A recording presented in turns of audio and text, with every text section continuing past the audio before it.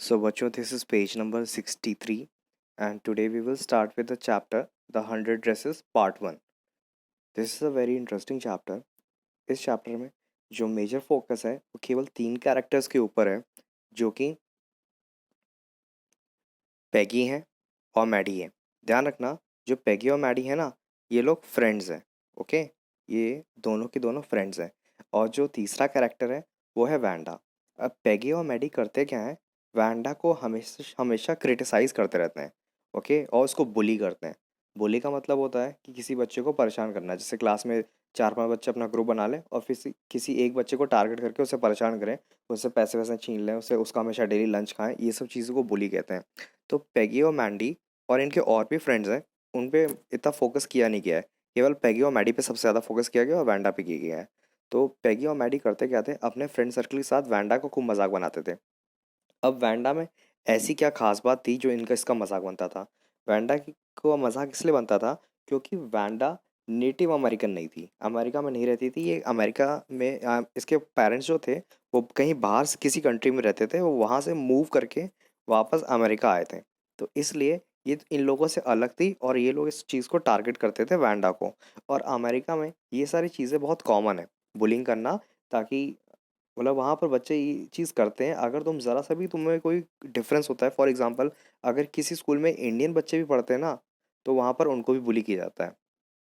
तो इसी चैप्टर को स्टार्ट करने से पहले एक बॉक्स है जिसमें एक चैप्टर के बारे में इंट्रोडक्शन दे रखा गया है, तो वो पढ़ना पड़ेगा हमें उससे पहले।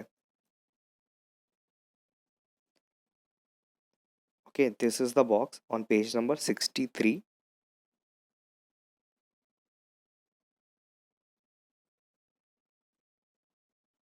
The polish American community in the United states. Polish का मतलब होता है पोलैंड से जो आके लोग बसे हैं। क्लास नाइन्थ में अगर एसएसटी में तुमने चैप्टर पढ़ा होगा जर्मनी के बारे में, तो जर्मनी से जस्ट बगल में कंट्री, नेबरिंग कंट्री था पोलैंड। तो जो पोलैंड था उस पर जर्मनी ने और यूएसएसआर उस टाइम रशिया हुआ करता था, तो उसने पोलैंड के ऊपर अटैक कर रखा था। तो आधा पोलैंड जर्मनी कब्जा किए हुए था, आधा पोलैंड यूएसएसआर कब्जा किए हुए था। तो फाइनली वहाँ के लोगों को बहुत मारा पीटा जाता था, उनको मर्डर कर दिया जाता था। तो लोग अपनी जान बचा के उस कंट्री से निकल के वो लोग दूसरे कंट्रीज में शिफ्ट हो गए थे। कुछ यूके चले गए, ठीक है, कुछ ईस्ट साइड आ गए अपने एशिया कॉन्टिनेंट में, कुछ अफ्रीका चले गए, most of the population Europe चली गई थी और बहुत सारी चली गई यूएसए। ठीक है, ताकि उनको असाइलम मिल जाए, अ प्लेस ऑफ सेफ्टी। तो वहाँ जाके वो लोग रहने लगे थे। तो उसी में शायद वैंडा के ग्रैंडफादर होंगे या उनके पापा होंगे, वो मूव करके यूएस चले गए थे और वहाँ पर रहने लगे थे। The first Polish immigrants. Immigrants का मतलब होता है a person who move from one country to another to stay. ये मत सोचना कि वहाँ पढ़ने जा रहा है या जॉब करने जा रहा है। उसका मोटिव ही होता है कि एक कंट्री से दूसरी कंट्री मूव करेगा और वहीं पर जाके रहेगा। ऐसे लोगों को इमिग्रेंट्स कहते हैं। Arrived in America in 1608, but the largest wave of Polish immigration occurred in the early 20th century। तो जो ज़्यादातर पॉलिश लोग आए थे ना, एक बार में बहुत ज़्यादा जो वेव आई थी पॉलिश लोगों की, वो आई थी स्टार्टिंग के 20th सेंचुरी में। अगर तुम्हें याद हो, 20th सेंचुरी की स्टार्टिंग में 1914 से लेके 1918 तक चला था वर्ल्ड वॉर 1। तो वहीं पर ये जो पॉलिश कम्युनिटी थी ना, मूव कर गई थी पोलैंड से लेके, पोलैंड से यूएसए में आ गई थी। अभी मैं पोलैंड दिखा दूंगा मैप पे और यूएसए भी दिखा दूंगा। Where more than 1 million Poles, Poles का मतलब होता है people of Poland, migrated to the United States. The Polish state did not exist at the time, and the immigrants were identified according to their country of origin rather than to ethnicity। ethnicity का मतलब होता है कोई अगर लोग हैं वो group में रहते हैं, तो उस ग्रुप का नाम होगा कुछ ना कुछ। तो उस चीज़ को ऐसे डिस्क्राइब किया जाता है ग्रुप को एथनिसिटी की तरह से। ठीक है, तो अमेरिका में उस टाइम लोगों को एथनिसिटी के बेसिस पे डिस्क्राइब नहीं किया जाता था। ओके, वहाँ पर डिस्क्राइब किया जाता था कि on the basis of country और ओरिजिन, कि तुम किस कंट्री में पैदा हुए, तो किस कंट्री में तुम्हें किस कंट्री की लैंग्वेज आती है, उस हिसाब से तुम्हारे माना जाता था कि तुम उसी कंट्री में हो।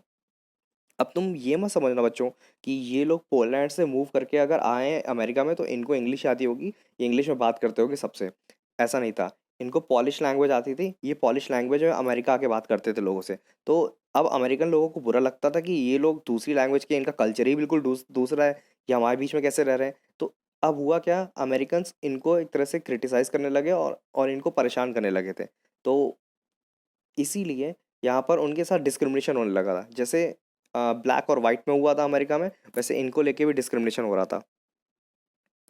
दे वर आइडेंटिफाइड एज रशियन पोल्स, ठीक है। रशियन पोल्स का मतलब जो पॉलिश लोग हैं पोलैंड के हैं लेकिन रशिया में रहते हो, वो मूव करके यूएसए आ गए। जर्मन पोल्स जो जर्मनी में रहते हो, जो पॉलिश लोग हो जर्मनी में रहते हो, वो मूव करके चले गए। और Australian Poles. One of the most notable Polish American communities is in Chicago. तो बताया जा रहा है कि ज़्यादातर जो पॉलिश कम्युनिटी है, जो लोग मूव करके पोलैंड से आए थे अमेरिका में, वो सबसे ज़्यादा बसे हुए हैं शिकागो में। शिकागो एक बहुत इंपॉर्टेंट सिटी है अमेरिका का। ये एक तरह से इंडस्ट्रियल सिटी था स्टार्टिंग में, जब इंडस्ट्रियल रिवोल्यूशन स्टार्ट हुआ था। और शिकागो जनरली जितनी भी मूवीज़ वगैरह अमेरिका की देखोगे, तो जनरली मूवीज़ में शिकागो के जो माफियाज वगैरह होते थे ना, ये डॉन वगैरह, ये गैंगस्टर वगैरह, ये बहुत फेमस थे। And it's suburbs. सबर्ब्स का मतलब होता है जो मेन सिटी होता है ना, उसके बाहर साइड में थोड़ा सा जो रेजिडेंशियल एरिया होते हैं, जहाँ पर लोग काफ़ी मतलब क्या कहते हैं, कंजेस्टेड तरीके से रहते हैं ना, उस चीज़ को सबर्ब्स कहते हैं। So Chicago is sometimes called the second largest Polish city in the world. तो शिकागो में इतने पॉलिश लोग रहते थे, तो कई माना जाता था कि अमेरिका में होने के बावजूद भी ये एक नेक्स्ट पोलैंड है बिल्कुल।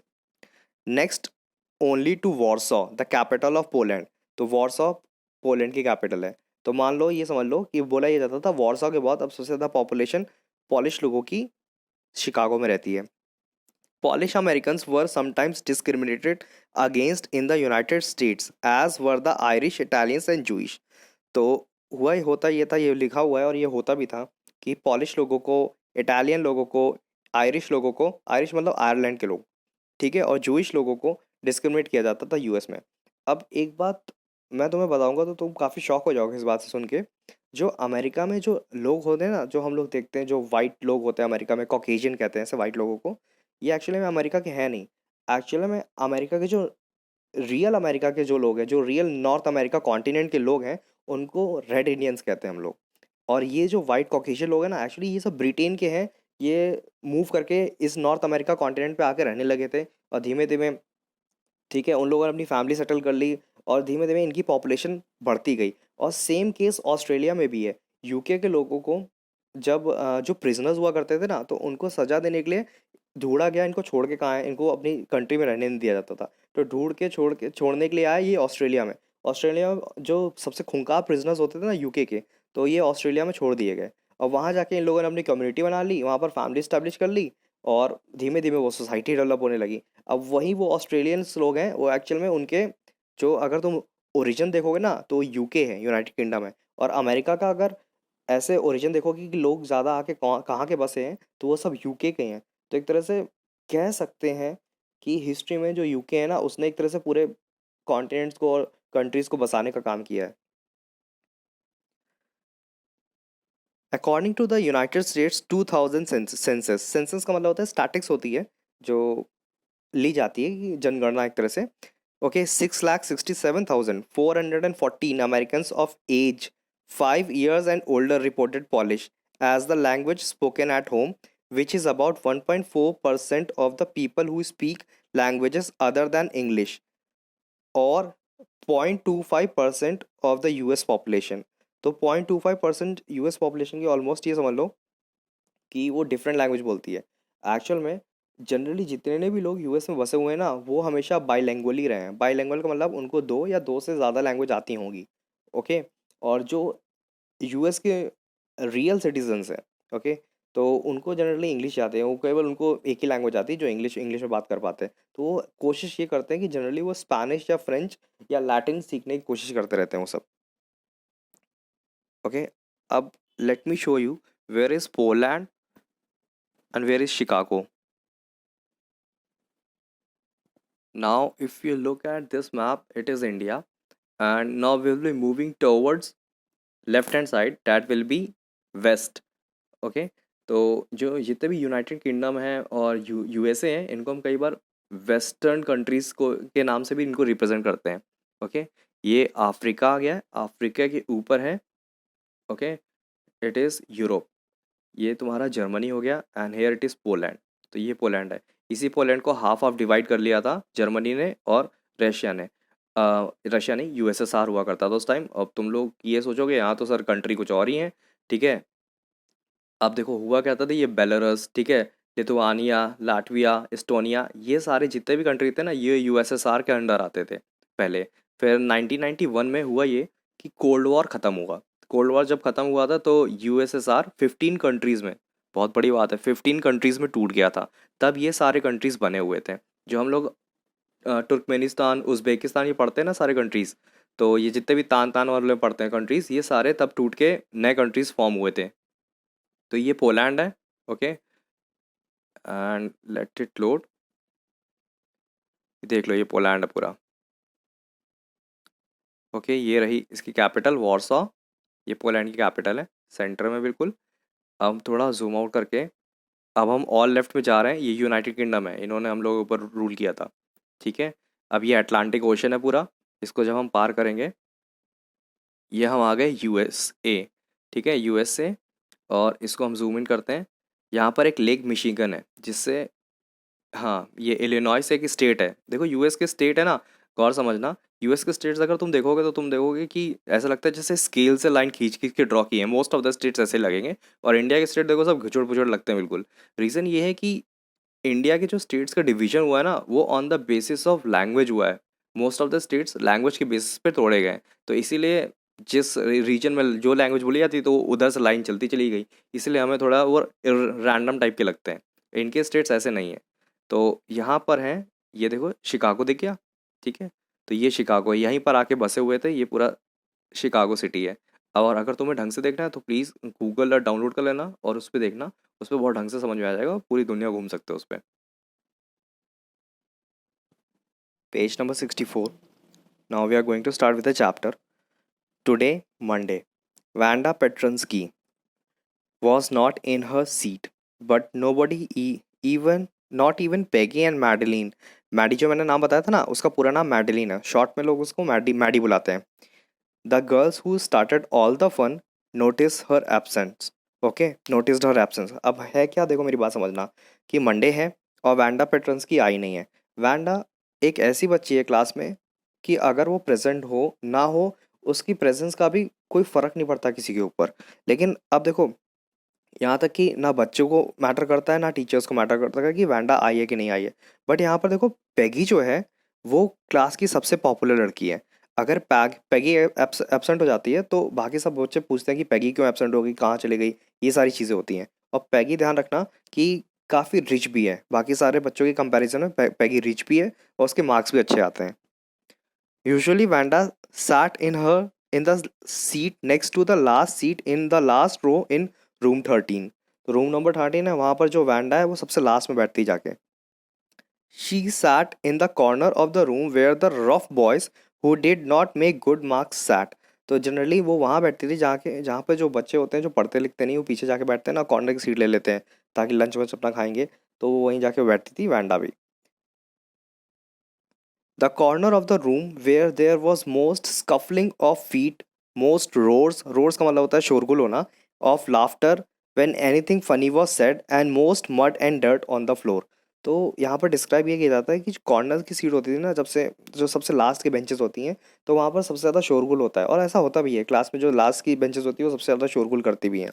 और बताया ये जा रहा है कि और सबसे ज़्यादा वहाँ पर मतलब मड और डर्ट पड़ी रहती है। अब जो बच्चे आते होंगे ना, उनके शूज़ में मड और डर्ट लगी रहती होगी, तो वो जाके सबसे लास्ट में जाके, वो बच्चे शायद बहुत दूर से आते थे, इसलिए जाके वहाँ पर मड और डॉट गिर जाती थी, ओके। अब देखो यहाँ पर मतलब कुछ और है कहने का। देखो ये समझाने के लिए थोड़ा ज़्यादा टाइम डिले हो जाता है, लेकिन सुनना मेरी बात। यूएस में सिस्टम ये होता है कि पहले सिस्टम ये था, अब तो काफ़ी मतलब एक तरह से इक्वालिटी आ गई है वहाँ पर।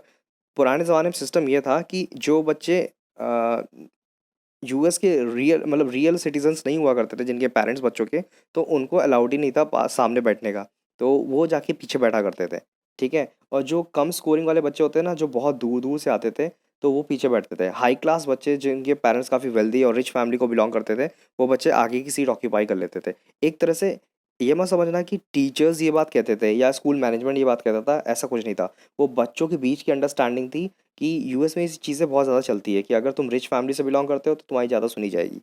इंडिया में ऐसा नहीं है। इंडिया में ऐसा होता है कि अगर सपोज दैट एक फाइनेंशियली वीकर फैमिली का बच्चा है और वो थोड़ा दबंग टाइप का है तो उसकी सुनी जाएगी। यूएस का कल्चर थोड़ा अलग है। Wanda did not sit there because she was rough and noisy. तो बताया जा रहा है कि वैंडा पीछे इसलिए नहीं बैठती थी क्योंकि वो बहुत रफ थी। रफ का मतलब ये समझना कि मतलब थोड़ा गुंडा टाइप का पर्सनालिटी।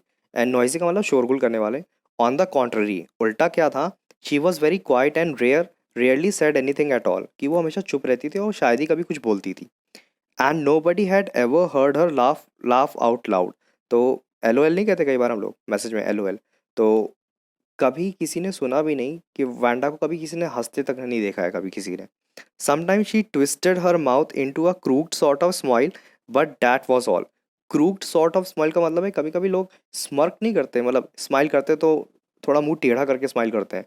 तो उस चीज़ को बोला गया है कि कभी बस अगर किसी ने देखा भी है तो उसको एक स्माइल करते हुए देखा है, वो भी छोटी सी मुंह टेढ़ा करके बस। इसके अलावा कभी किसी ने उसको ना हंसते हुए देखा ना खिलखिलाते हुए देखा है। Nobody knew exactly why Vanda sat in that seat unless it was because she came all the way from Bogan Heights and her feet were usually caked with dry mud. अब मेरी बात समझना, मैंने बताया था ना कि जो लोग फाइनेंशियली वीक होते हैं वो सिटी से थोड़ा दूर रहते हैं, ठीक है, सबर्ब्स इसीलिए बोला जाता है सबर्ब्स। तो है ये कि बोगन हाइट्स नाम याद करना है इसका, जो ये जो वर्ड है ना बोगन हाइट्स, ये बार बार आएगा। अब देखो बोगन हाइट्स क्या है कि एक एरिया है, एक सोसाइटी है जो काफ़ी दूर है और वो एक कंस्ट्रक्शन जोन है कि वहाँ पर हमेशा कंस्ट्रक्शन का काम चलता रहता था। तो वैंडा और जितने भी बाकी बच्चे हैं जो काफ़ी दूर रहते हैं या ऐसे फाइनेंशियली वीक है वो ऐसी जगहों पे रहते हैं, तो वो लोग वहाँ से जब आते थे तो उनके पैरों में मिट्टी लग जाती थी और इसीलिए जो लास्ट बेंचेस थे वो गंदी रहती थी ज़्यादा। But no one really thought much about Wanda Petronski. कोई चिंता नहीं करता था वैंडा पेट्रंस्की की। One she sat in the corner of the room, ठीक है, एक बार अगर वो क्लास में बैठ भी जाए तो किसी को मतलब ही नहीं था वो आई है कि नहीं आई है। The time when they thought about Vanda was outside of school hours, at noontime when they were coming back to school or in the morning early before school began। तो जनरली वो लोग वेट, पता है उनको कब याद आता था वैंडा का, जब आफ्टरनून में लंच के बाद स्कूल की तरफ वो वापस आ रहे होते थे या सुबह सुबह जब then when they were coming to the school for the classes, तब उनको याद आता था वैंडा कहाँ है। अब उनको याद इसलिए वैंडा की याद आती थी क्योंकि उनको लगता था इतने दूर पैदल पैदल स्कूल चल के आएंगे तो वैंडा आ जाती तो उसका मजाक वजाक बना लेते तो कम से कम टाइम कट जाता, इसलिए उनको याद आती थी। When groups of 2 or 3 or even more would be talking and laughing on their way to schoolyard। ठीक है, ग्रुप्स ऑफ 3 मतलब ये बुरे बच्चों का ग्रुप है जो आपस में हंसते खेलते बात करते हुए अंदर आता था। ओके, और अगर इन्हीं ग्रुप को वैंडा अगर मिल जाती थी तो यही ग्रुप पूरा वैंडा का मजाक बनाने लगता था। Then sometimes they waited for Wanda to have fun with her. तो कुछ कई बार ये लोग वेट करते थे वैंडा को, अरे वैंडा को आ जाने दो, वैंडा आएगी तो उसका मजाक बनाएंगे तो बढ़िया टाइम कट जाएगा। ये चीज़ चलती थी। The next day Tuesday, Monday याद रखना, मंडे को वैंडा नहीं आई है और किसी ने नोटिस भी नहीं किया वैंडा नहीं आई है। Wanda was not in school either and nobody noticed her absent, और किसी ने कोई फ़र्क नहीं पड़ा किसी को वैंडा एब्सेंट क्यों है। But on Wednesday, Peggy and Maddie, who sat down front with other children who got good marks and who didn't track in a whole lot of mud। तो बहुत ही हाई क्लास है, अच्छी जगह से आते हैं, शायद कार वार से आते तो जूतों में मिट्टी लगने से मतलब लगने का सवाल ही नहीं होता है। ठीक है, तो ये सब जो मैगी और पैगी और मैडी हैं ये लोग बहुत हाई क्लास बच्चे हैं, उनके मार्क्स भी अच्छे आते हैं। ठीक है, तो did not notice that Wanda wasn't there. इन लोगों ने भी नोटिस नहीं किया वेनेसडे को वैंडा नहीं है। Peggy was the most popular girl in school, ये याद रखना पेगी सबसे पॉपुलर गर्ल है। She was pretty, she had many pretty clothes and her hair work was curly. तो कुल मिला के डिस्क्राइब किया गया है जो वैंडा है वो बहुत ही हाई क्लास टाइप की बच्ची है। Maddie was her closest friend. The reason Peggy and Maddie noticed Wanda's absence was because Wanda had made them late to school. अब देखो, अब पेगी और मैडी ने वैंडा का एब्सेंस नोटिस इसलिए किया क्योंकि वैंडा की वजह से पेगी और मैडी एक दिन स्कूल के लिए लेट हो जाते हैं। They had waited for Wanda to have fun with her and she just hadn't come। They often waited for Vanda Petronsky to have fun with her। तो मैंने बताया ना ये लोग वेट करते रहते थे वैंडा का कि वैंडा आएगी तो उसका मजाक बनाएंगे और फिर सीधे स्कूल की तरफ चलेंगे तो टाइम कट जाएगा। तो एक दिन ये लोग ऐसे ही वेट कर रहे थे कि शायद वैंडा आ रही हो और ये लोग वेट करते रह जाते, उस दिन भी वैंडा स्कूल नहीं आती। तब इनको वैंडा के ऊपर इन दोनों को, पैगी और मैडी को, गुस्सा आती है कि उसकी वजह से हम लोग लेट हो गए। तो ये लोग सोचते हैं कि नेक्स्ट डे आएगी तब उसको बताएंगे। फिर ये लोग सोचते ही रह जाते हैं, उसके बाद वैंडा आएगी नहीं खैर अभी।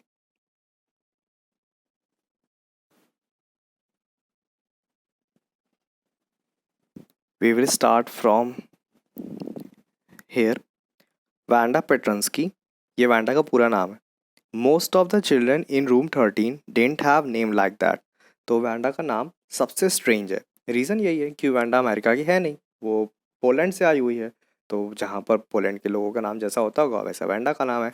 और ये बात यूएस के लोगों को अजीब लगती है, मतलब यूएस के जो स्टूडेंट्स हैं वहाँ जो पढ़ते हैं उनको अजीब लगती है। नेक्स्ट टाइम ये बात लिखी हुई है, they had names easy to say like Thomas, Smith और एलन। तो उनके जनरली नाम ऐसे कॉमन टाइप के होते थे, और वैंडा का नाम बिल्कुल डिफरेंट है। अब नाम डिफरेंट है इसलिए वैंडा का मजाक भी बनता है। There was one boy named Bounce. अब उसका नाम बाउंस है तो लोग उसका भी मजाक बना लेंगे। विली बाउंस, उसका पूरा नाम था विली बाउंस। विली उसका फर्स्ट नेम है और बाउंस उसका लास्ट नेम है। And people thought that was funny, और लोगों को लगता था बहुत मजाकिया नेम है और बस खत्म, मजाक बनेगा। But not funny in the same way that Petronski was. ठीक है, तो बाउंस फनी था लेकिन इतना फनी था जितना पेट्रंस्की लोगों को फनी लगता था, तो इसलिए वैंडा का मजाक बनता था। खैर, वैंडा का नाम, वैंडा का जो मजाक है, जो उसके नाम के ऊपर कभी नहीं बना है, ध्यान रखने की बात। बस उसका मजाक इसलिए बनता था क्योंकि उसका नाम डिफरेंट था, लेकिन नाम को लेके उसका मजाक नहीं बना। Wanda didn't have any friends. She came to school alone and went home alone. अगर ये लाइन पढ़ के एनी फ्रैंक वाला चैप्टर याद आता हो तो बिल्कुल ठीक, सही है, पढ़े हुए हो तुम, पढ़ रहे हो, बढ़िया कर रहे हो। तो एनी फ्रैंक के जैसा कोई बेस्ट फ्रेंड नहीं था, वैसे वैंडा को भी फ्रेंड नहीं है। शी ऑलवेज वोर अ फेडेड ब्लू ड्रेस। हमेशा वो एक ब्लू ड्रेस पहनती थी। फेडेड का मतलब होता है जिसका चार्म या जिसके जो कलर्स हैं ना वो इतने वाइब्रेंट नहीं रहा हो। जैसे हमारे पास भी जो क्लोथ्स होते हैं, शर्ट होगी, तो स्टार्टिंग में जब आती है तो कलरफुल होती है, धीमे धीमे उसको वॉश करते करते करते उसका कलर उड़ जाता है। तो वही फेडेड ब्लू ड्रेस थी। That didn't hang right. Hang right का मतलब होता है वैंडा पे वो प्रॉपरली फिट नहीं होती थी। It was clean but it looked as though it had never been iron properly. कपड़े बिल्कुल साफ थे बट उनको देख के ये लगता था कभी उसको प्रॉपरली मैनेज करके नहीं रखा गया, मतलब उसको आयरन वायरन करके नहीं रखा गया है। She didn't have any friends but a lot of girls talk to her. ठीक है, तो उसके फ्रेंड्स बहुत सारे थे वैंडा के, सॉरी मतलब उसके फ्रेंड्स बहुत क्लोज फ्रेंड्स कोई नहीं थे, लेकिन उसकी मतलब एक्वेंटेंसेस थे जिनसे वैंडा की खूब बात होती थी बच्चों से। Sometimes they surrounded her in the school yard as she stood watching the little girls play hopscotch on the worn hard ground. ये वॉर्न हार्ड ग्राउंड का मतलब है जैसे सीमेंटेड ग्राउंड होता है ना, वहाँ पर जो छोटे बच्चे गेम खेला करते थे तब वैंडा को कई बार सराउंड कर लिया करते थे।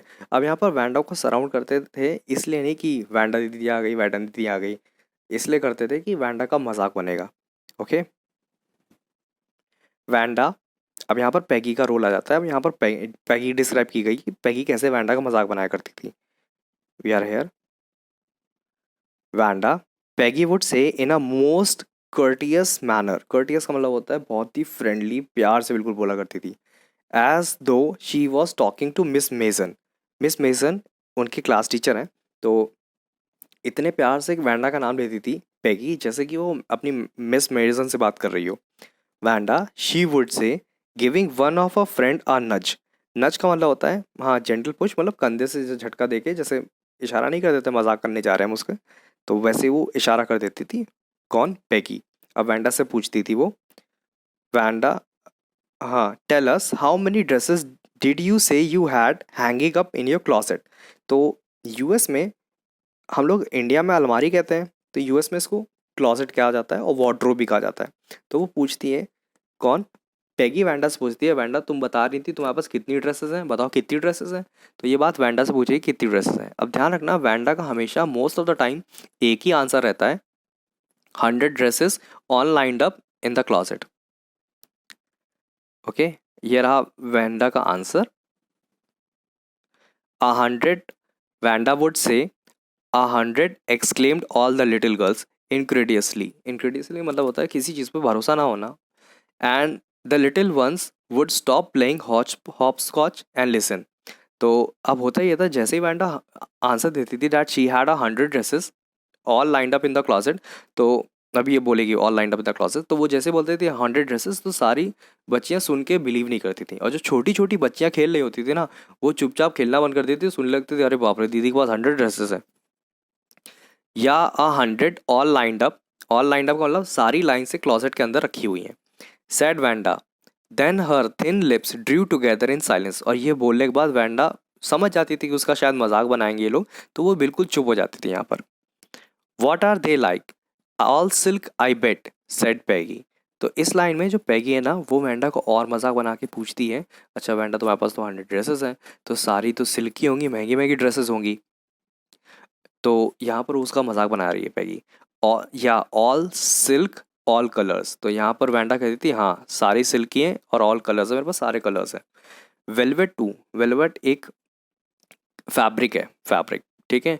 तो वो बोलते हैं कि वेलवेट भी है, तो वो बोलती है, वैंडा आंसर देगी या velvet too 100 dresses, Wanda would repeat stolidly. Stolidly का मतलब होता है, अब वैंडा तो समझ चुकी है कि उसका मजाक बन रहा है, बट यहाँ पर वो बिल्कुल भी अपनी तरफ से इमोशन शो नहीं करेगी, ना एंगर का, ना हैप्पीनेस का, ना डिस्गस्ट का, ठीक है, कोई इमोशन नहीं, बस सिंपली आंसर देती है वो, all lined up in my closet. फिर से ये बोल देती है।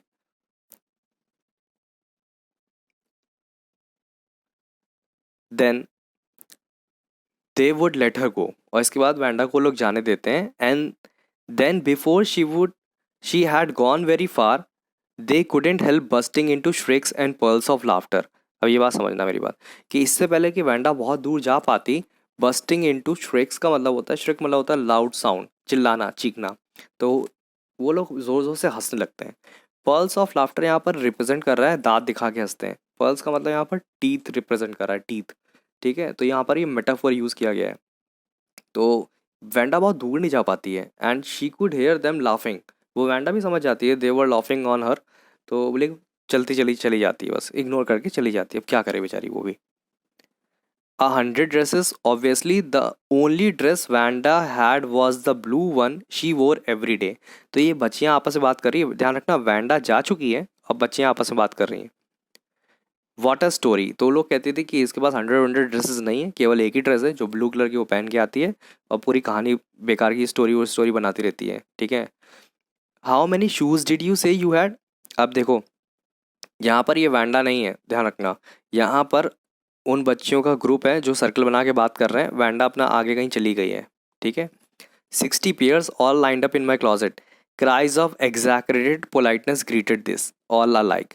देखो एग्जैक्रेटेड का मतलब होता है बढ़ा चढ़ा के बताना किसी चीज़ को, अपलिफ्ट करके बताना। पोलाइटनेस मतलब होता है काइंडली शो करना। ग्रीटेड का मतलब होता है वेलकम करना। तो वो लोग आपस में बच्चियाँ, ठीक है, एक दूसरे से पूछती हैं तुम्हारे पास कितने पेयर ऑफ शूज़ हैं, तो वो बता रही है वैंडा को, मतलब एक तरह से मिमिक करके बता रही है, मिमिक्री करके वैंडा की, with exaggerated politeness all lined up in my closet, मतलब 60 पेयर्स है मेरे पास और सारे क्लॉजेट में लाइंड अप है।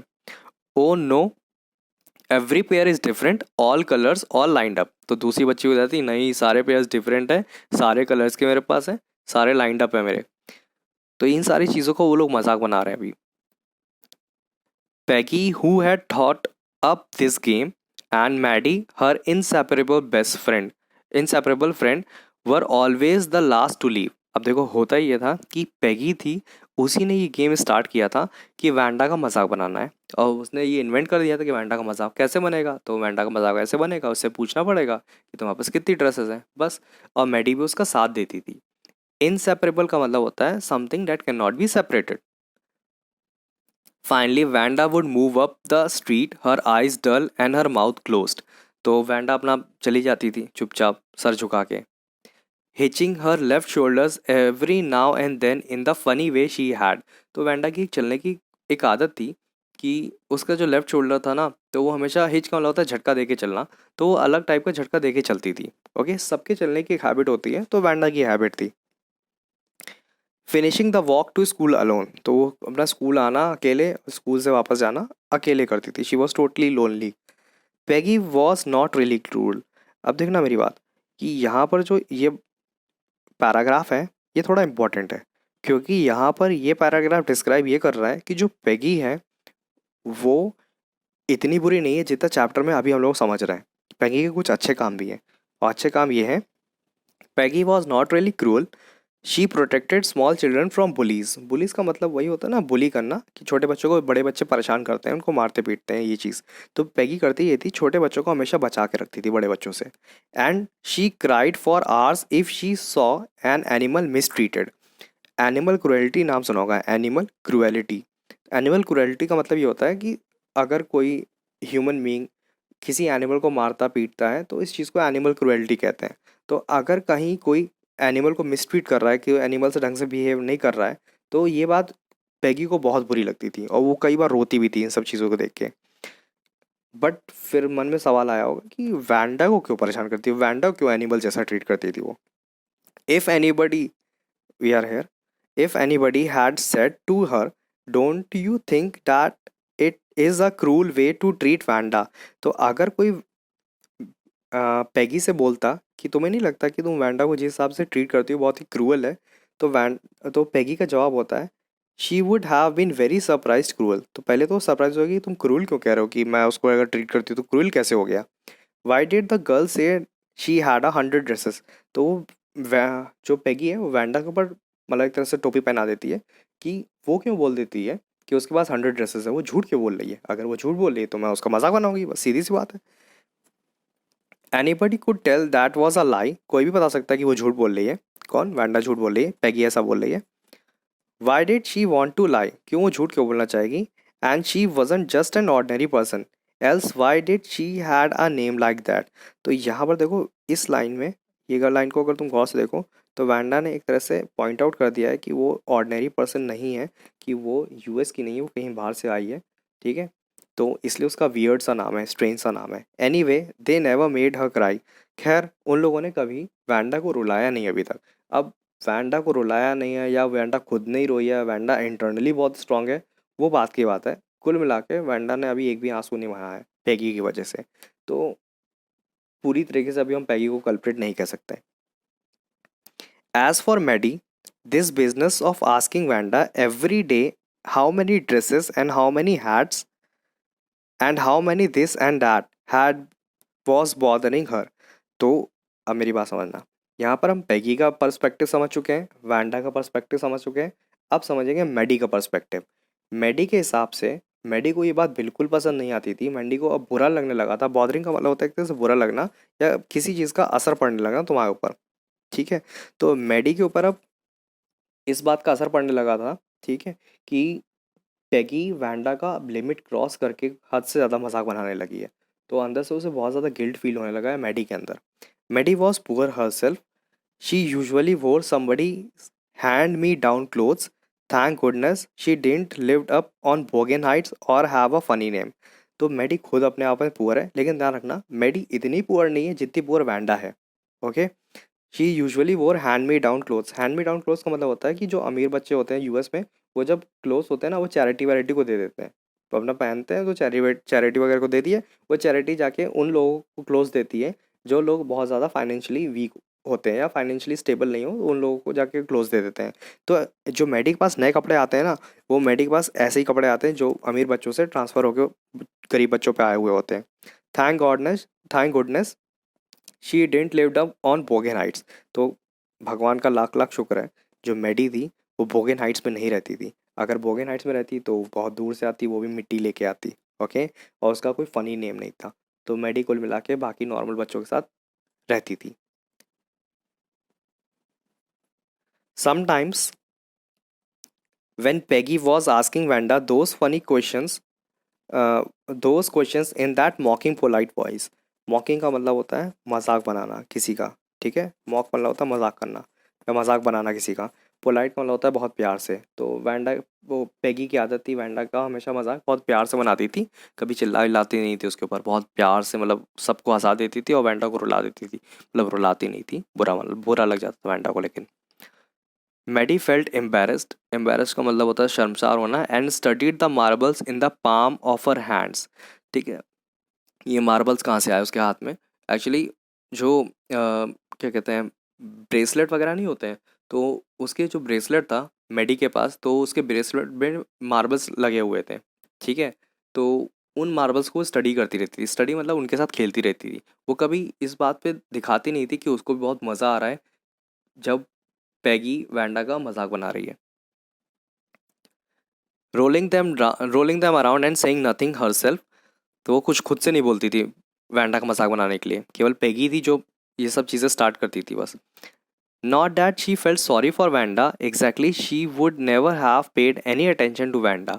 तो यहाँ पर ये बताया जा रहा है कि जो मैडी है वो कभी वैंडा पे ध्यान ही नहीं देती कि वैंडा नाम की बच्ची उसकी क्लास में पढ़ती भी है। वो एक्चुअली उसका ध्यान वैंडा पे इसलिए किया क्योंकि पैगी मजाक बनाने लगी थी। अब वो उसको पैगी की बेस्ट फ्रेंड है, तो अब पैगी जो भी कर रही है बस उसको सपोर्ट करना है, पैगी को साथ देना पड़ता है। If Peggy hadn't invented the dress game वही मजाक बनाने वाला, but suppose Peggy and all the other started in on her next. तो ये लाइन का मतलब ये है कि suppose Peggy and all the other का मतलब है बाकी लड़कियां अगर अब वैंडा को छोड़ के, ठीक है, वैंडा को छोड़ के अब वो मेडी का मजाक बनाने लगे तब क्या होगा। तो इस बात से मेडी जब ये सोचती थी ना तो वो बहुत डर जाती थी। She wasn't as poor as Wanda perhaps but she was poor. तो वो वैंडा जितनी पुअर नहीं है बट है वो भी poor. Of course she would have more sense than to say she had 100 dresses. तो ये लाइन का मतलब ये है कि अगर मैडी ये बात बोलती है ना कि उसके पास 100 ड्रेसेस हैं, तो ये बात ज़्यादा लेजिटिमेट होती है और बच्चों को एक तरह से एक्सेप्ट हो जाते हैं कि हाँ मैडी के पास हो सकती है 100 ड्रेसेस। लेकिन जब वैंडा बोलती है ना, जब वैंडा बोलती है तो ये बात एक्सेप्ट नहीं कर पाते बच्चे। ये चीज़ है। Still she would not like for them to begin on her. हाँ लेकिन जो बच्चे हैं वो कभी मतलब जो मैडी है, यहाँ पर शी का मतलब मैडी है, मैडी कभी नहीं चाहेगी कि बाकी बच्चे, ठीक है, उसको मॉक करने लगे। बिगिन ऑन हर का मतलब होता है start mocking Maddie. She wished Peggy would stop teasing Wanda patterns की, और वो उम्मीद करती थी कि पैगी को अकल आ जाएगी किसी दिन और वो वैंडा को परेशान करना बंद कर देगी। बस वो उम्मीद ही कर रही है, अब होगा ऐसा कि नहीं होगा, God knows. Today even though they had been late to school. So ध्यान रखना बच्चों, यहाँ पर जो दे है यहाँ पर रिप्रेजेंट करता है मैडी को और पैगी को। इन दोनों को रिप्रेजेंट करता है, मैडी और पैगी को, ठीक है। तो वो दोनों लेट हो चुके थे। Maddie was glad she had not had to make fun of Wanda. ठीक है, तो मैडी को जैसे हम लोगों ने डिस्क्राइब किया कि मैडी जो थी she was not happy when Peggy use to make fun of Wanda. तो मैडी खुश थी कम से कम आज वैंडा नहीं मिली और उसका मजाक नहीं बनाया जो पैगी हमेशा किया करती थी। She worked her arithmetic problems absent mindedly. यहाँ पर ये जो वर्ड है एब्सेंट माइंडेडली मतलब होता है कि जब हम कोई भी काम करें और उसमें अपना 100% नहीं देते तो इसको इस चीज़ को कहते हैं एब्सेंट माइंडेडली, मतलब पूरा डेडिकेशन दे के काम नहीं कर रहे थे। और खासकर मैथ सब्जेक्ट ऐसा ही होता भी है। Okay, 8 times 8 let's see. तो 8 टाइम्स 8 मतलब वो कुछ पढ़ रही है, टेबल वगैरह पढ़ रही है, जो भी कर रही है वो, ठीक है। तो ये इन्वर्टेड कॉमास में कि उसका ये एक्सप्रेशन थे, उसने ये बात बोली थी। अब आगे देखते हैं। She wish she had the nerve to write Peggy a note. यहाँ पर नर्व का मतलब होता है हिम्मत, ठीक है। वैसे तो हम लोग जो बायोलॉजी में पढ़ते हैं वो नर्व्स वगैरह वो अलग है। इंग्लिश में नर्व का मतलब होता है कॉन्फिडेंस, करेज या हिम्मत, ठीक है। तो वो ये सोच रही थी काश उसके अंदर इतनी हिम्मत होती कि वो पैगी को एक नोट बना के दे देती कि देखो पैगी बहुत हो गया, वैंडा का मजाक बनाना बंद कर दो। लेकिन उसके अंदर इतनी हिम्मत नहीं है because she knew she never would have the courage to speak right out to Peggy. Okay, तो वो जानती है कि उसके पास कभी भी करेज आने वाली नहीं है कि वो स्ट्रेट फॉरवर्ड, राइट आउट का मतलब स्ट्रेट फॉरवर्ड पैगी के मुंह पे जाके बोल दे ये बात। टू से हे पैग, क्या बोल दे वो, ये लिखा हुआ है हे peg let's stop asking Venda how many dresses she has. When she finished her arithmetic, she did start a note to Peggy. तो वो ये बोलना चाहती थी कि हे पैग प्लीज़ अब वैंडा को परेशान करना बंद कर दो और उसे पूछना बंद कर दो कि उसके पास कितनी ड्रेसेस हैं, ठीक है। तो फाइनली उसने अरिथमेटिक अपना लेसन फिनिश कर दिया। यहाँ पर हम लोग वेट अ मिनट, हाँ, when she finished her arithmetic she did start a note to Peggy. उसने नोट लगाना लिखना स्टार्ट कर दिया था अपने लेसन्स के बाद। Suddenly she paused and shuddered. She pictured herself in the school yard. Okay, तो जब वो नोट लिख रही थी तभी लिखते लिखते वो रुक गई। पॉज का मतलब रुक जाना होता है, शडर्ड का मतलब होता है थोड़ा सा हिल डुल जाना, ठीक है, वाइब्रेट हो जाना थोड़ा सा, क्योंकि उसने एक बात ऐसी इमेजिन कर ली थी जिससे वो काफ़ी वाइब्रेट में एक तरह से हिल गई थी, उसकी जो अर्थ थी उसके लिए पूरी मूव कर गई थी।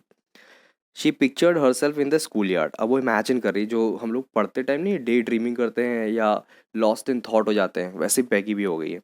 ठीक है, वो इमेजिन करी कि वो एक स्कूल यार्ड में खड़ी है। आ न्यू टारगेट फॉर पैगी। अब पैगी के लिए जो मैडी है वो टारगेट बन गई है instead of Wanda and the girls. And the girls का मतलब है अब मैडी और जो बाकी अदर गर्ल्स है ना, ये मैं ओजी लिख रहा हूँ, ठीक है, बाकी अदर गर्ल्स, ये सब टारगेट किस पे कर रहे हैं? एक टारगेट है कौन? मैडी, सॉरी ये पैगी है यहाँ पर। ओके, तो ये मैडी पे टारगेट कर रहे हैं ये सब लोग। तो ये चीज़ को जब इमेजिन कर रही है ना, वो चीज़ ये बिल्कुल उस अपनी इमेजिनेशन से बाहर आ जाएगी, क्योंकि ये बर्दाश्त नहीं कर सकती, ठीक है। तो ये मतलब पानी सर के ऊपर चला जाना होता है बिल्कुल। Suddenly she paused and shuddered. She pictured herself in the schoolyard, a new target for Peggy and the girls.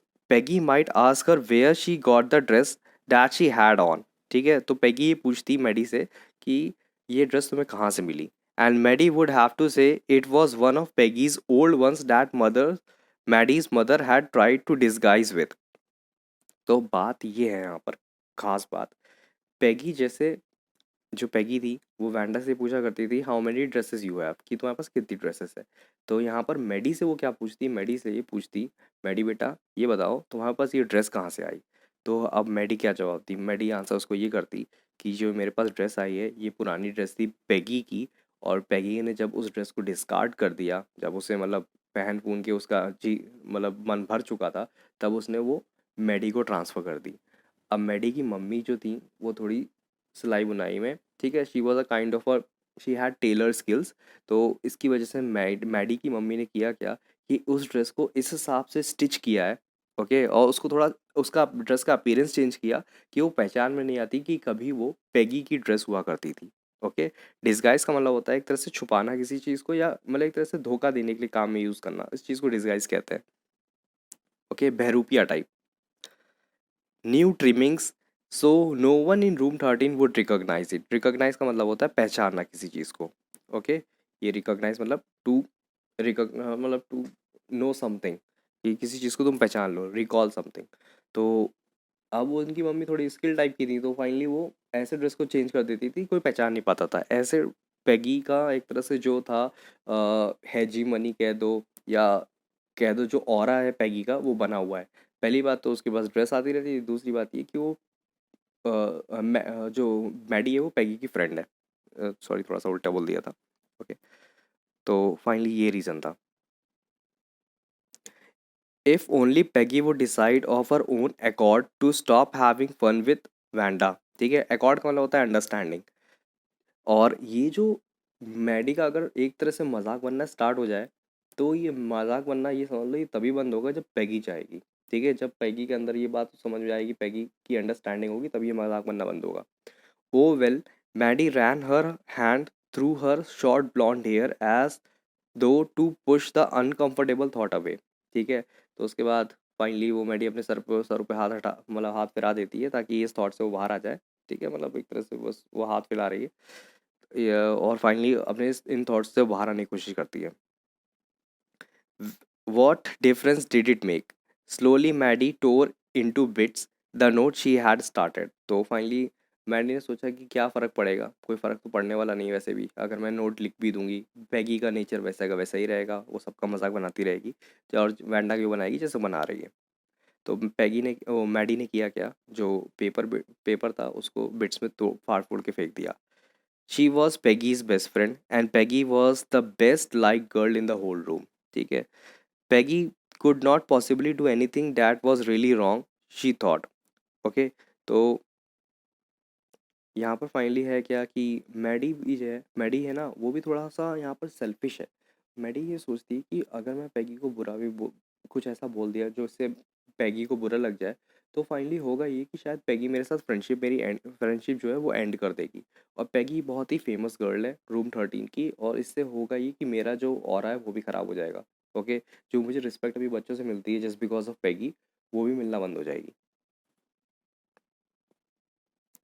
As for Vanda, she was just some girl who lived up on Bogan Heights and stood alone in the schoolyard. She scarcely ever said anything to anybody. तो जो Wanda है वो रहती है बोगन Heights में। तो मतलब यहाँ पर ये देखो, इस लाइन में ये चीज़ बताई जा रही है कि वैंडा बहुत ही कॉमन बच्ची है, बहुत कॉमन, जैसे मोस्ट ऑफ द कॉमन बच्चे होते हैं क्लास में।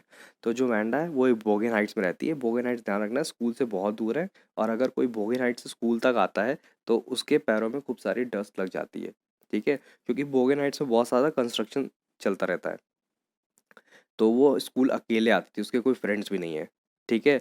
और वो शायद ही किसी से, स्केरली का मतलब होता है रेयरली, और ठीक है, दुर्लभ। तो वो शायद ही किसी से बात करती थी, ये बात लिखी हुई है। The only time she talked was in the school yard about her 100 dresses. और कभी वो किसी से बात करती भी थी ना, तो वो अपने उन क्वेश्चंस का आंसर करती थी जो पैगी पूछती थी उससे कि कितनी ड्रेसेस हैं। Maddie remembered her telling about one of her dresses, pale blue with colored trimmings, and she remembered another that was brilliant jungle green. तो मैडी ऐसे ही अभी बैठी, ध्यान रखना, मैडी अपना बैठे हुए थे, अरिथमेटिक का लेसन उसने कंप्लीट किया है, और फाइनली वो सोच रही थी कि काश मैं पैगी को बोलूँ। पैगी को बोलने के लिए फिर फाइनली वो डिसाइड करती कि वो लिखेगी, लिखते लिखते लिखते वो इमेजिन कर लिखती पैगी मेरा मजाक बना रही है। एंड देन उसके बाद उसको उस थॉट से वो सोचती है कि इससे कुछ होने वाला नहीं है, और वो पेपर को फाड़ फूड़ के फेंक देती है, ठीक है। फिर इस थॉट से वो अपने आप को बाहर लाती है, एंड फाइनली अब वो इमेजिन कर रही है वैंडा के बारे में, ध्यान रखना। तो यहाँ पर वैंडा की ड्रेसेस को याद कर रही होती है, जो वैंडा ने उसको कभी बताया था कि उसके पास एक ड्रेस है, ठीक है, जो कि पेल ब्लू है, एंड कलर ट्रिमिंग्स है। ट्रिमिंग का मतलब होता है जो साइड में एजेस में जो कपड़ा लगा होता है ना, उसको ट्रिमिंग कहते हैं, ठीक है, या डिज़ाइन और साइड में, उसको ट्रिमिंग कहेंगे। And she remembered another that was brilliant jungle green. Brilliant jungle green एक कलर है, ठीक है, जंगल ग्रीन कलर की थी वो। एंड रेड सैश, सैश का मतलब होता है दुपट्टा टाइप का, ओके, उसको सैश कहते हैं। You would look like a Christmas tree in that, the girls had said in pretended admiration, ठीक है। तो जब ये बात वैंडा बता रही थी कि उसके पास एक ऐसी ड्रेस है जो जंगल ग्रीन कलर की है, ठीक है, और रेड सैश है, तो बाकी बच्चियाँ मजाक बना देती हैं, ठीक है। खैर उनको कलर बहुत पसंद आता है, और उनको आइडिया भी ड्रेस का बहुत अच्छा लगता है, लेकिन इस बात में मजाक बनाती थी कि तुम बिल्कुल क्रिसमस ट्री जैसी लगोगी अगर वो ड्रेस पहन लेती हो ग्रीन कलर की, इसलिए। Thinking about Vanda and her 100 dresses all lined up in the closet, Maddie began to wonder who was going to win the drawing and coloring contest. तो ये सारी चीज़ें सोचते सोचते मैडी के मन में एक बात आती है कि जो ड्राइंग कॉन्टेस्ट है वो कौन जीतेगा। अब तुम लोग कन्फ्यूज हो गए, ये ड्राइंग कॉन्टेस्ट कहाँ से आ गया। देखो गौर समझना, कि स्कूल में एक ड्राइंग कॉन्टेस्ट होने जा रहा है, ठीक है, जिसमें बच्चे पार्टिसिपेट करेंगे।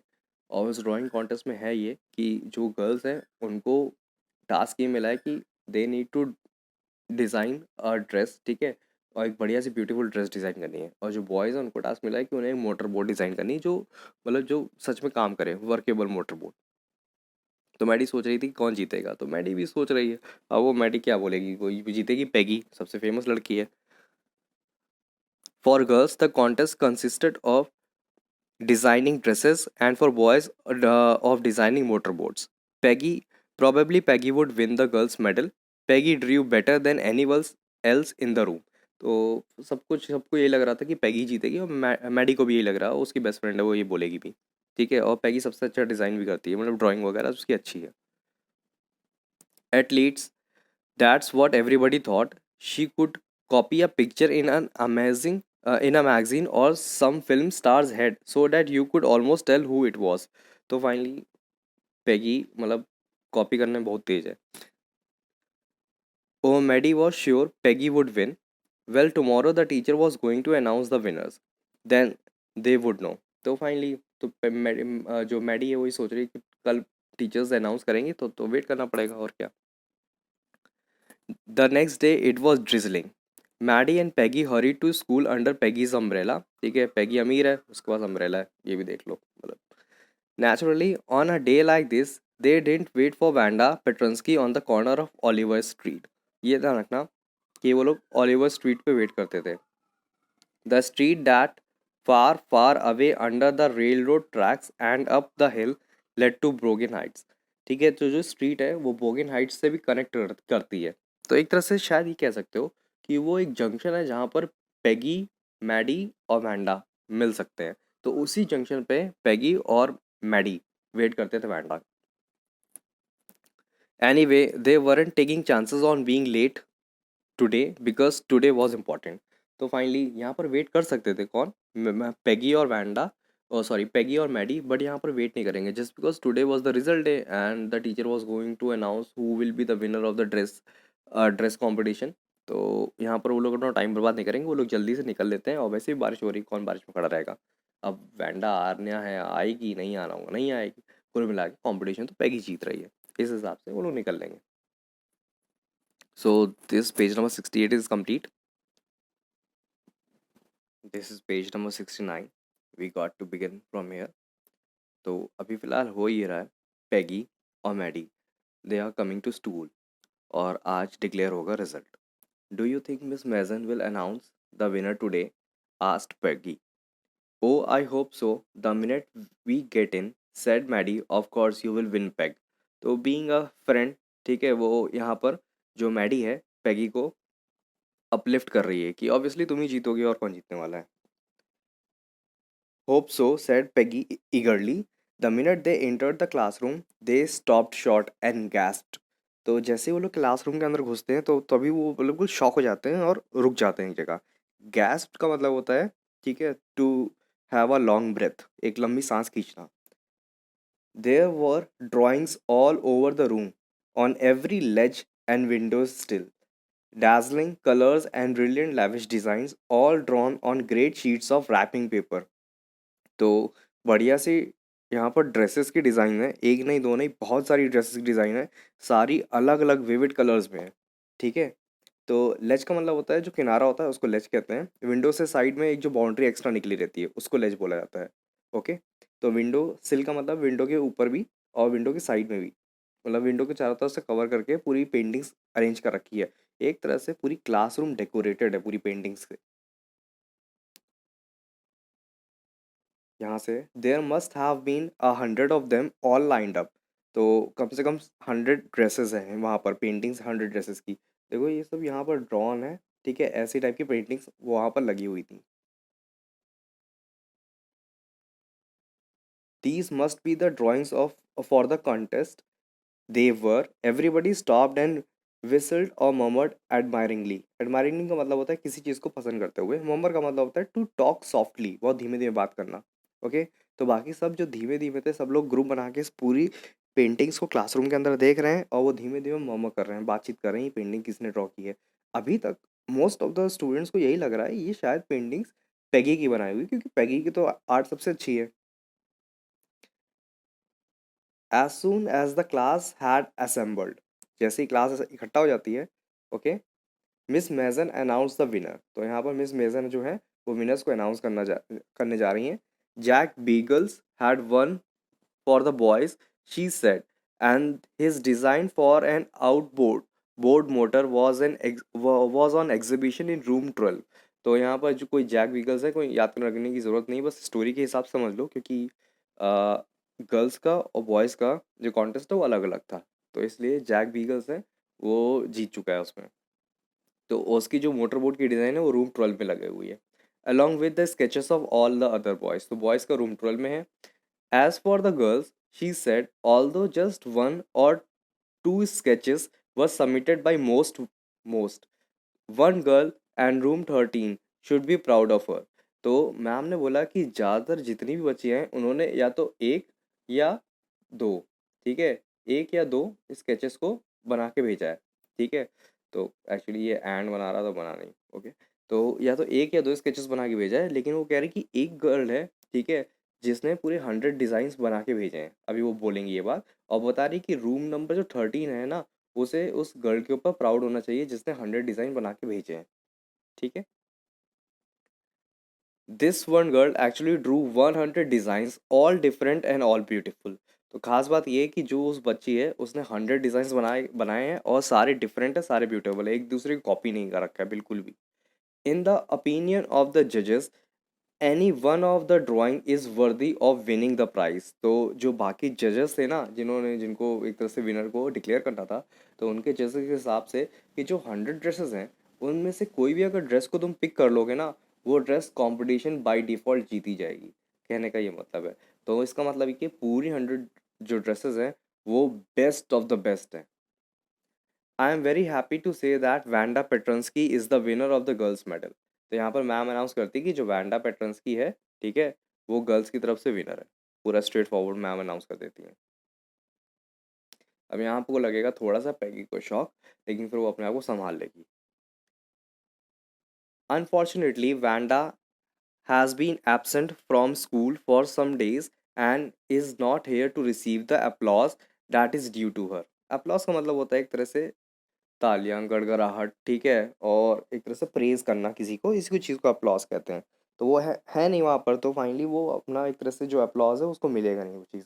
Late us hope she will be back tomorrow. ये बात मैम कह रही हैं कि उम्मीद करते हैं कल वो आएगी, तो कल हम लोग उसको चीयर करेंगे। Now class you may file around the room quietly and look at her exquisite drawings. तो यहाँ पर एक्सक्यूजिट की मीनिंग की है, बहुत ही अच्छा अलग सा होता है एक्सक्यूजिट। और फाइल का मतलब यहाँ पर होता है अपने आप को लाइन में अरेंज कर लो, ठीक है, जैसे हम लोग लगाते हैं in the assembly time height wise वगैरह, तो वैसे ही फाइल का मतलब यहाँ पर लाइन में अपने आप को अरेंज कर लो और थोड़ा थोड़ा करके मूव करते रहो और सारी ड्रेसेस को देखते जाओ। The children burst into applause and even the boys were glad to have a chance to stamp on the floor। stamp on the floor का मतलब है कि बॉयज़ को भी चांस मिल गया था कि रूम नंबर 13 में खड़े होने का, कि वो वहाँ पर भी खड़े होके जो ड्राइंग है वैंडा पेट्रंस्की की वो ड्राइंग को देख सकें। Put their fingers in their mouth and whistle they though they were not interested in dresses. ठीक है, तो बॉयज़ अपना टाइम पास कर रहे हैं, तो उनको कोई ड्रेस व्रेस में इंटरेस्ट है नहीं। लुक बैक विस्पर्ड मैडी, ये इंपॉर्टेंट है यहाँ से, ठीक है। Look back whispered Maddie, there is that blue one she told us about, isn't it beautiful. तो यहाँ पर जो मैडी है वो बुला रही है, पैगी को बुलाती है कि देखो, जब हम लोग उससे पूछा करते थे, जब उसे चढ़ाया करते थे कितनी ड्रेसेस है, तो वो बताती थी एक ब्लू कलर की ड्रेस है। ओके, तो ये वैसी ड्रेस की ड्राइंग लगी हुई है। Yes said Peggy and he is that green one boy and I thought I could draw. ठीक है, और वहाँ पर एक ग्रीन कलर की ड्रेस लगी होती है। अगर तुम लोगों को याद है बच्चों, थोड़ा सा पीछे वीडियो जाना है, चैप्टर के पीछे जाना, तो वहाँ पर एक ग्रीन कलर की ड्रेस थी जिसमें बच्चे उसका मजाक बनाते थे, तुम बिल्कुल क्रिसमस ट्री जैसी लगोगी। तो वहाँ पर वो ग्रीन वाली ड्रेस भी थी। तो यहाँ पर अब ये बात पैगी सोचती है मन में, boy and I thought I could draw. कई बार ये जो बॉय वर्ड होता है ना, ये सरप्राइज के लिए यूज़ करते हैं हम लोग कई बार इंग्लिश में, ठीक है। ओ बॉय यूज़ करते हैं, ठीक है। तो जैसे हम लोग हिंदी में कहते हैं अरे, तो इंग्लिश में हम लोग प्रोनाउंस करते हैं ओ बॉय या बॉय, ठीक है। तो यहाँ पर पैगी सोची थी शायद मैं जीतूँ, लेकिन जीती नहीं। जब वो देखती है ना वैंडा पेट्रंस्की की 100 ड्रेसेस, तब उसे रियलाइज़ हो जाता है कि उसकी ड्राइंग के कंपैरिजन में, वैंडा की ड्राइंग के कंपैरिजन में पैगी की ड्राइंग कहीं भी स्टैंड नहीं करती है। ठीक है, यही पूरा चैप्टर है। अभी चैप्टर बचा है अभी, ठीक है, सेकंड पार्ट भी कंटिन्यू करेंगे।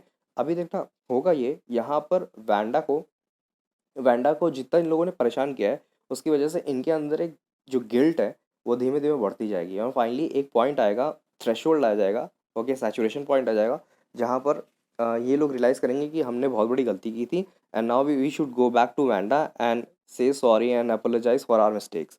ये चीज़ होगी यहाँ।